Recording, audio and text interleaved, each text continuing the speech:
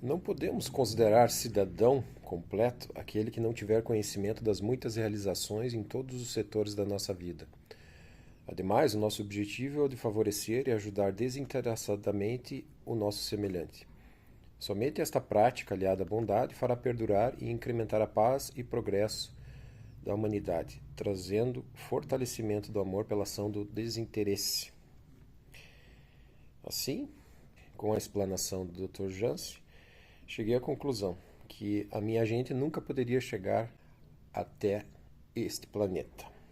Percebendo a minha indagação, respondeu: nunca é uma afirmativa inaceitável, mas daqui muitos e muitos anos vocês o farão.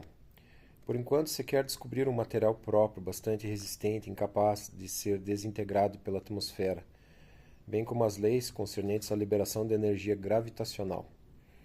Mas existe no meu planeta esse material? Perfeitamente. Mas buscam-no em polo oposto. Persistem em pesquisar material duro, de alta resistência, quando deveriam buscá-lo entre os materiais flexíveis e dúcteis ao extremo. Seria necessário também se aplicarem ao estudo de forças magnéticas e leis que regem o magnetismo. O suficiente conhecimento das leis lhes abriria vasto campo para a solução de obstáculos que lhes oferece o átomo, a eletricidade e ainda outros fenômenos físicos não bem definidos. Sendo a energia magnética força universal, entrosada em todos os elementos da vida, como podem sair do terreno das dificuldades, transpor sérios empecilhos que se derivam da mesma força? Sequer definem a eletricidade e muito menos o magnetismo, que são forças interdependentes. É óbvio que a sua humanidade se limita a concepcionar no vácuo e nele procura erguer consistentes bases. Daí, as prementes dificuldades, os inúmeros óbices e anos de pesquisa infrutífera que redundam em constante fracasso. É em suma a resenha do que lhes tem sucedido. Mas então o material desses discos é flexível?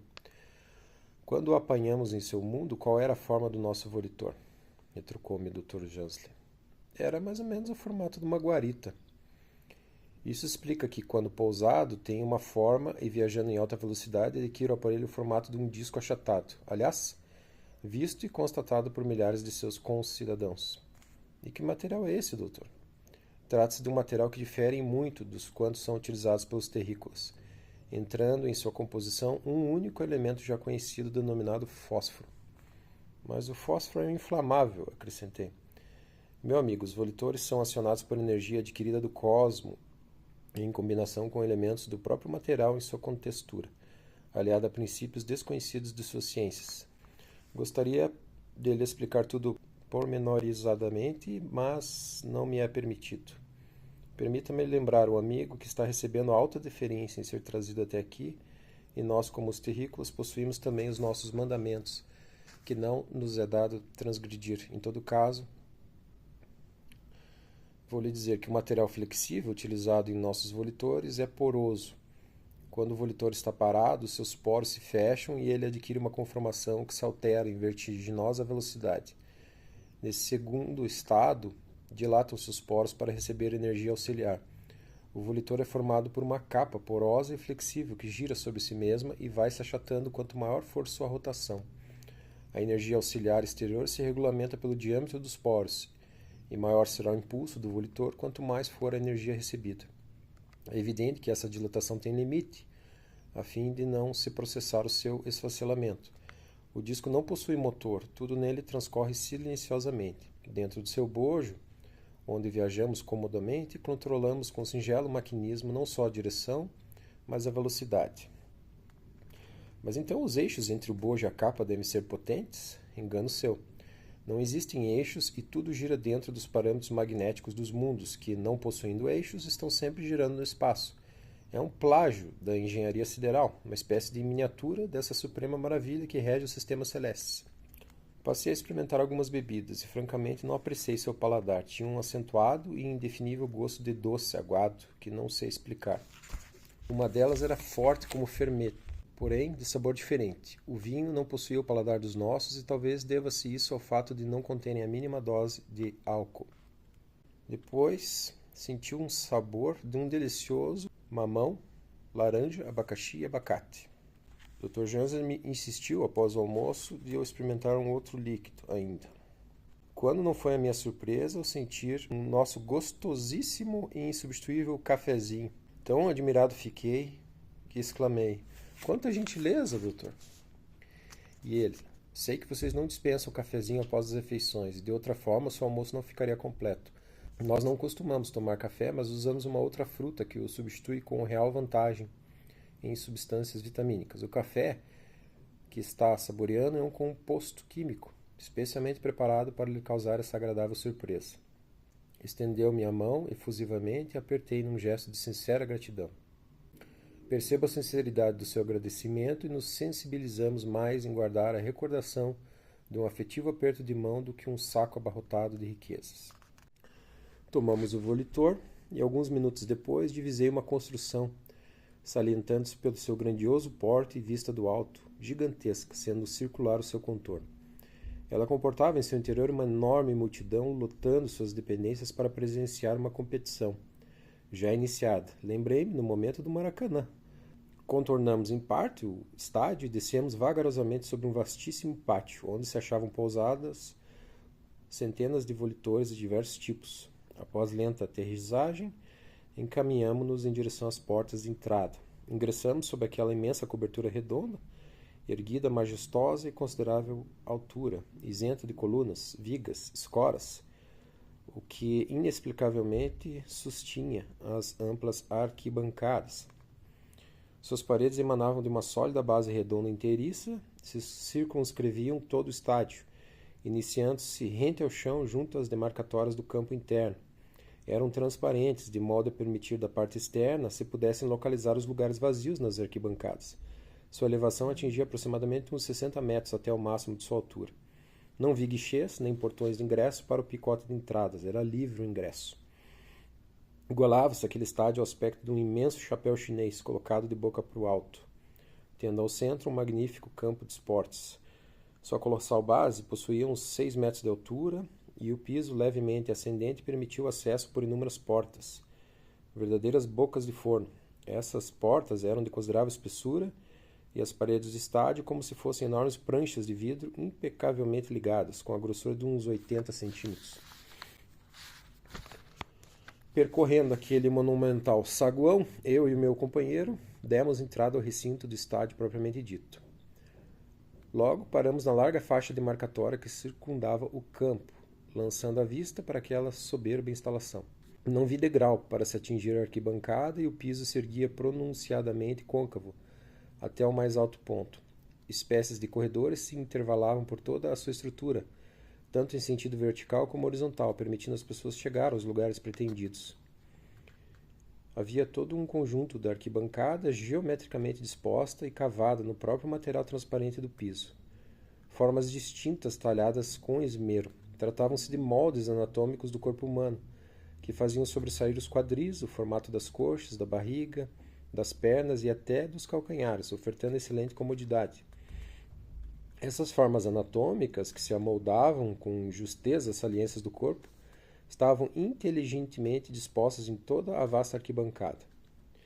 Intercaladas pelos corredores, sua configuração era de tal ordem que permitia aos seus ocupantes estirar as pernas, ora cobrindo as cavidades anatômicas correspondentes, ora consentindo em mantê-las encolhidas em posição lateral. Por vários minutos estive apreciando aquele povo, comodamente instalado nas poltronas anatômicas, assistindo ao torneio que se desenrolava em rápidas jogadas. Suas silenciosas risadas bem demonstravam real interesse pelos lances mais sensacionais da partida. Era de se ver a facilidade daquela gente se locomovendo por entre os corredores lisos, elevados, dando-me a impressão exata de que seus pés aderiam ao material do piso inclinado, ajustando-se perfeitamente. Ao ser convidado para subir, apesar do meu sapato de borracha, escorreguei diversas vezes, o que levou meu inseparável Cicerone a me amparar com suas robustas mãos. Assim, depois de cuidadosa ascensão, refestelei-me numa daquelas cômodas poltronas, passando a divisar amplamente o campo e todo o ambiente. As dimensões do campo deveriam corresponder às dos nossos maiores gramados oficiais de futebol, possivelmente uns 100 por 50 metros, tendo as linhas divisórias de fundo em formato circular. Erguia-se do lado externo do campo um arco de ampla cobertura que se projetava exatamente como linha divisória central e provinha de umas colunas de uns 5 metros de altura contrapostas nas linhas laterais. No meio do referido arco, que é o centro do campo, surgiam dependurados à guisa de minúsculas lanterninhas japonesas, 3 aparelhos do tamanho de uma grande lâmpada, de notável alvura, que espargiam luzes em forma espiral. Assim, também nas linhas de fundo e atrás da meia-lua havia um poste de uns 4 metros de altura, sustentando outro aparelho muito semelhante aos do centro do campo, mas provido de um tubo em espiral, como se nele fosse artisticamente enrolado. Espalhados por todo o campo, viam-se em linhas retas e paralelas, equidistantes, dispostos na distância de uns 90 centímetros, círculos, de um diâmetro pouco maior que os nossos discos de vitrola. Ocupavam toda a extensão, e na meia-lua das extremidades, sobre o poste, eram de dimensões muito maiores. Dr. Jansen iniciou uma pormenorizada explicação da disputa esportiva, relatando: o jogo é realizado entre 2 equipes, de 23 elementos cada uma, distribuídas em 12 atacantes e 11 defensores. Cada jogador traz na perna direita uma braçadeira de uns 4 dedos de largura, espécie de tornozeleira que servia para distingui-los. Uns usavam a cor azul e outros amarelo. O jogo consistia na movimentação rápida e constante dos jogadores sobre os círculos por todo o campo, cabendo aos defensores impedir os atacantes, que vêm pulando de círculo em círculo, de atingir a sua meta. É óbvio ser lícito utilizar somente os círculos vagos, sendo considerada falta pisar em qualquer outro, já ocupado. É indispensável para a conquista de um tento o jogador saltar de círculo em círculo, esquivando-se dos adversários até atingir a meta localizada na meia-lua final. Quanto à técnica dos contrários, essa consiste em ocupar com presteza e antecipação os possíveis círculos vagos que impeçam o acesso do jogador adversário à sua meta. Para o jogador progredir e ultrapassar a defesa, é preciso pisar exatamente dentro dos círculos, não sendo permitido alcançá-los de maneira a tocar na sua borda, pois nesse instante provocará a assinalação de uma falta. Os juízes humanos são substituídos por equipamentos de alta sensibilidade que acusam sem perigo de engano o infrator. Há um clarão, idêntico à cor da tornozeleira, sobre o jogador faltoso. Se eventualmente um dos militantes usar de brutalidade física contra o adversário incontinente, cessa a disputa, e o seu quadro é considerado perdedor. O jogador que cometeu a violência é levado para um hospital a fim de ser submetido a rigoroso tratamento. Essas faltas são frequentes? Perguntei. Não, aliás, constituem absoluta exceção. A última vez que um jogador arremessou um colega ao chão foi precisamente há 42 anos passados, e dessa época não mais tivemos reprodução de caso análogo. É tipo um futebol americano que eles jogam. E ele comentou que existe uma estratégia tática similar ao nosso xadrez.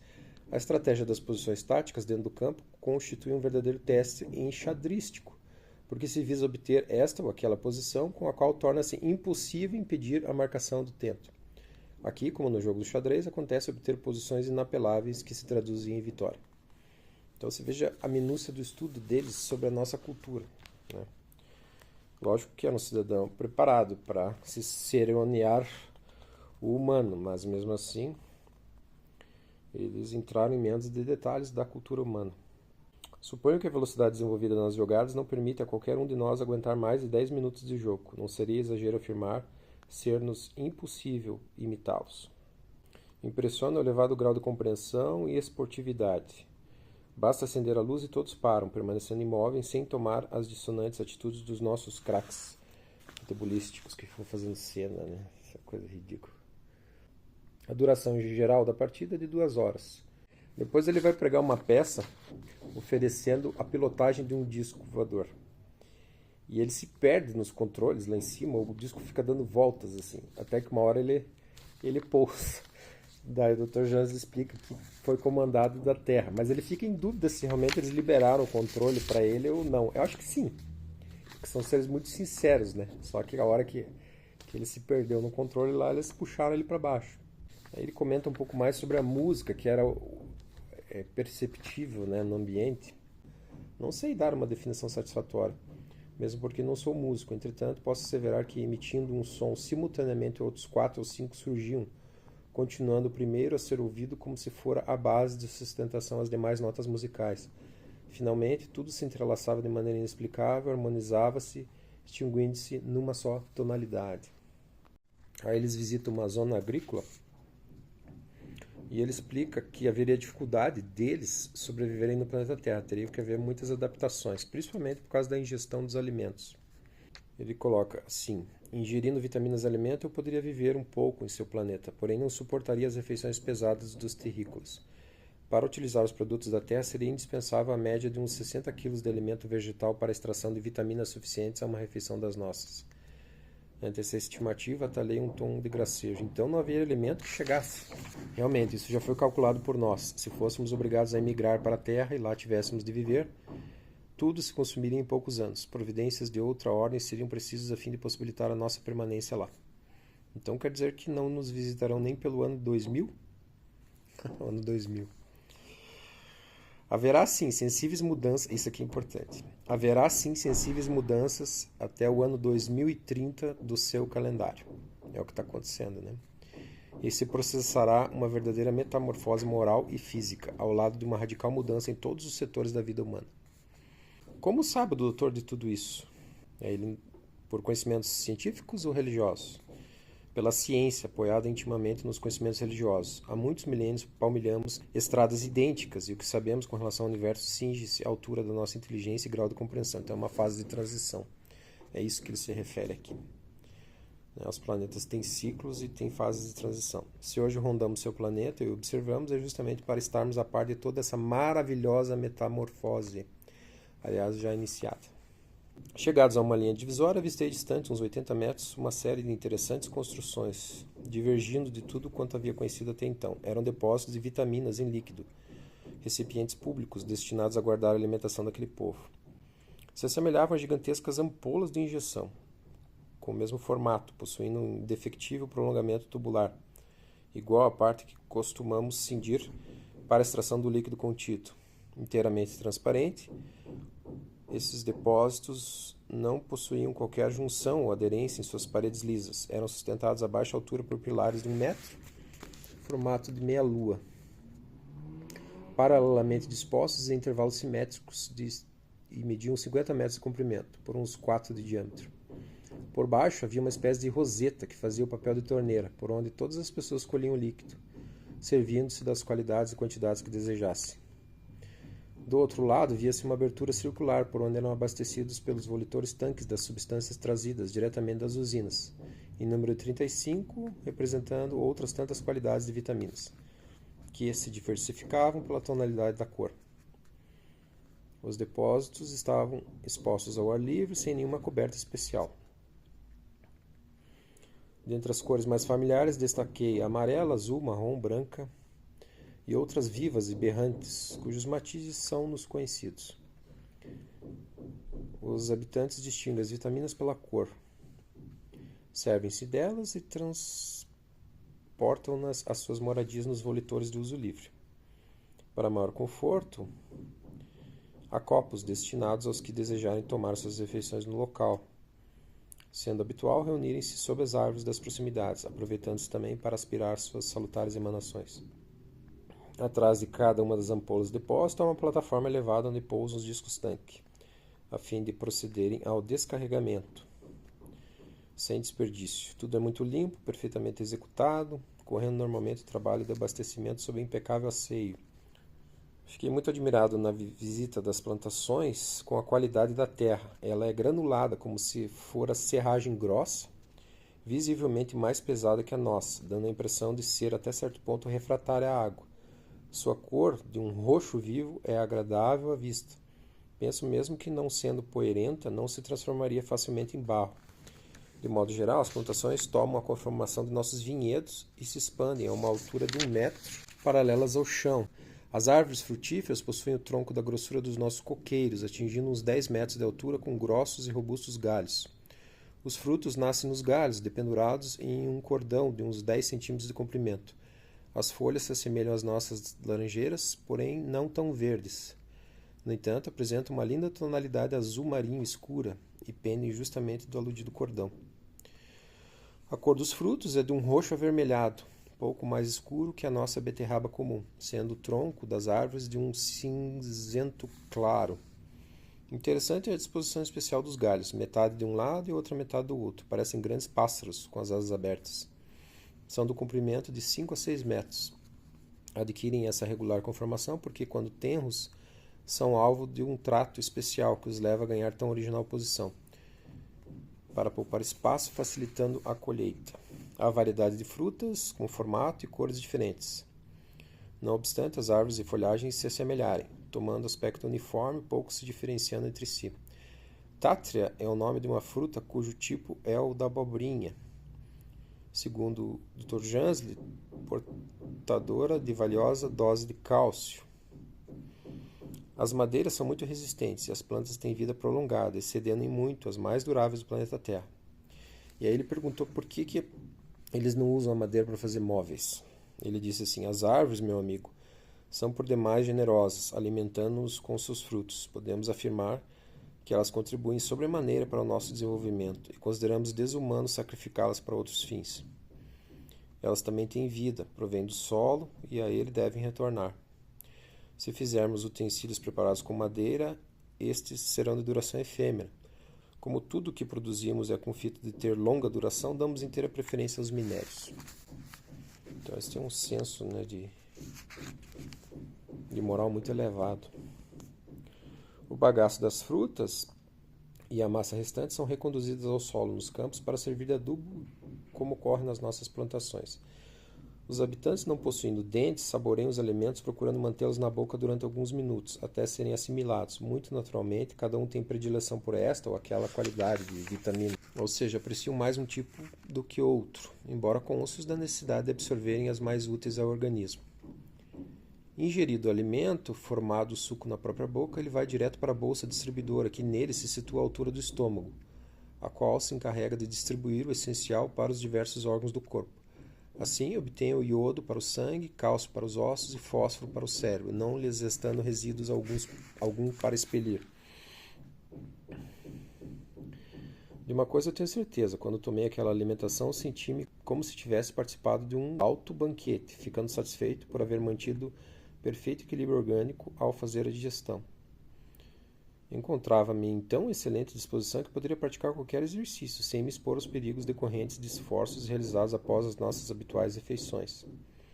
Não dá para ter certeza absoluta a respeito disso, mas talvez essa alimentação possa ser utilizada pelo homem, né? A forma dela, o alimento pastoso, né? Eu sei que tem estudos sobre isso, se o ser humano conseguiria, principalmente por causa dos astronautas, né?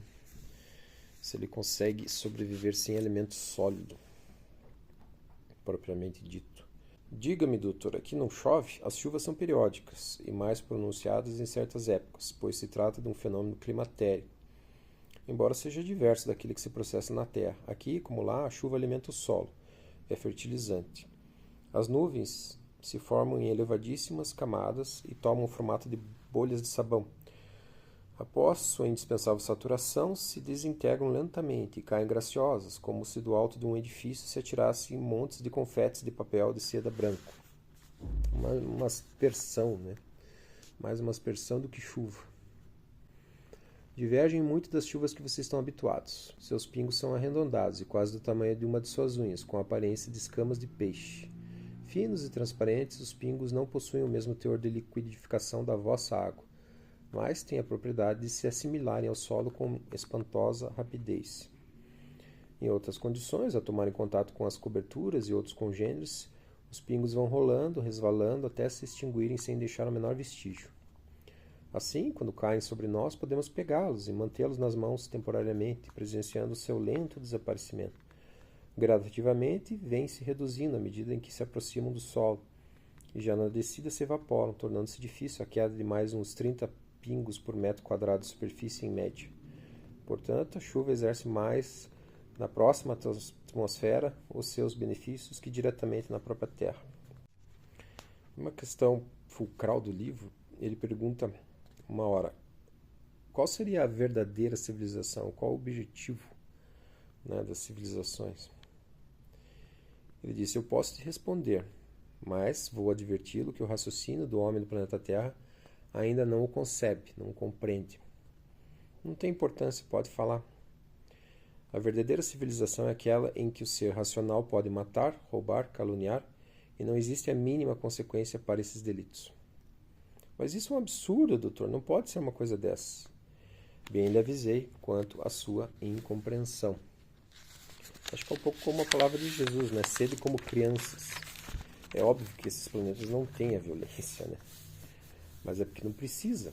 Não existe o senso moral dos indivíduos já é suficiente para manter a paz, o amor recíproco e as instituições funcionando em benefício de todos, né? E a tecnologia aliada a isso também. Qual a religião praticada nesse planeta onde me encontro? Nesse orbe, a religião se baseia no conceito de que tudo quanto existe no universo é doado por Deus. Portanto, ele é o único doador universal. Nós não temos o poder de doar qualquer coisa, por insignificante que seja, e se fazemos, realizamos o inverso. Daí, não existir para nós o dei ou dou, tão comuns aos terrícolas. Realmente existe o inverso, isso é, o retorno. Assim, se eu dou uma maçã, estou, ao contrário, recebendo uma, e recebendo sempre dentro da máxima que já lhe citei, a cada um segundo suas obras. Aqui eu vou entrar com um conceito espírita, que é muito interessante, para quem quiser refletir a respeito e tentar praticar. Existe às vezes as pessoas, por exemplo, fazem o bem, né? E não obstante começarem a perceber a satisfação desse sentimento, elas se preocupam com algum retorno. Elas falam, não, mas existe um time. Aqui nos mundos mais materiais físicos existe um time, mas a recompensa sempre chega. Então, quanto mais sementes boas você plantar, você vai colher, cedo ou tarde. Demora mais aqui, mas acontece. Algumas colheitas vão ser feitas só depois da desencarnação, mas muitas aqui mesmo. Então, se você, jovens principalmente, e às vezes estão insatisfeitos com o trabalho, trabalhe, vá pensando em cada dia como se não houvesse amanhã. Faça o melhor possível e isso vai construir a sua carreira. As coisas vão começar a retornar, você vai galgando melhores trabalhos. É natural esse processo. Então, às vezes a pessoa, por pouca paciência, fica pulando de galho em galho, fica... Descíamos na área em que o Dr. Jângelo afirmou situarem-se os edifícios dos cientistas. Então, era muito bem zoneadas as áreas, não, né? E aí eu vou poupar vocês de detalhes dessas partes, para quem for ler o livro, né, ter algo de interessante ainda para constatar. O livro é muito detalhista, assim, muito rico, mas é interessante. A linguagem dele é bem fluida, não é uma linguagem prolixa, né? Um escritor muito bom. E ele vai conhecer a fábrica dos discos voadores, ele vai conhecer uma funilaria, eles usam luz para muitas das formações, construção de peças, né, industriais. São tecnologias que nós ainda desconhecemos, né? E ele comenta aqui, daí ele complementa a resposta, né? Porque na verdadeira civilização a pessoa pode matar, roubar, caluniar e não existe nenhuma consequência? Daí o Dr. Jesus responde: porque na verdadeira civilização não existem juízes, polícia e prisões, devido à alta compreensão e civilidade de seus habitantes. Advogados também estão extintos. Possuindo este alto grau evolutivo, eles podem matar, roubar, caluniar, mas não o fazem, porque a sua formação moral e espiritual não o permite. Suponhamos que em seu planeta todos os seus habitantes fossem iguais a Jesus Cristo. Um Jesus eliminaria o outro? Claro que não. Apesar de poder eliminar e não sofrer consequências, jamais aconteceria, está claro? O senso moral deles, eles preferem morrer do que afrontar um princípio ético, do que contar uma mentira. É uma sociedade de um rigor moral muito elevado. É por isso que quem pretende ir para lá e ainda não está pronto fica louco. Ainda mais que é uma sociedade telepata, né? Então qualquer desvio que você pense, você não vai conseguir se manter dentro da sociedade. Eles têm um rigor de pensamento também, já de alto grau, né? Aí eles conhecem o gabinete do desenho, que é o cara veste um capacete e a máquina imprime, ó, como a nossa impressora 3D, mais ou menos. Quando eles estavam retornando, né, para o planeta Terra, que eles puderam conversar mais um pouco, e o autor estava um pouco chateado de ter que retornar para o planeta Terra, assim, Chateado no sentido de ter vislumbrado, né, praticamente um paraíso humano e voltar para cá, né, com as dificuldades que o planeta Terra apresenta. E aí ele citou o caso de mais um planeta. Olha só, Dr. Jansley. Segundo o planeta que pretendemos lhe mostrar, você terá a insatisfação de ver a sua superfície coberta de 96% de água.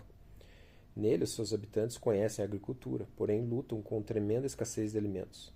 Semeia-se nas suas terras inóspitas e inconsistentes e a planta nasce. Porém, quando muito bem tratada, produz um único fruto e dentro do intervalo correspondente a 8 meses do seu calendário.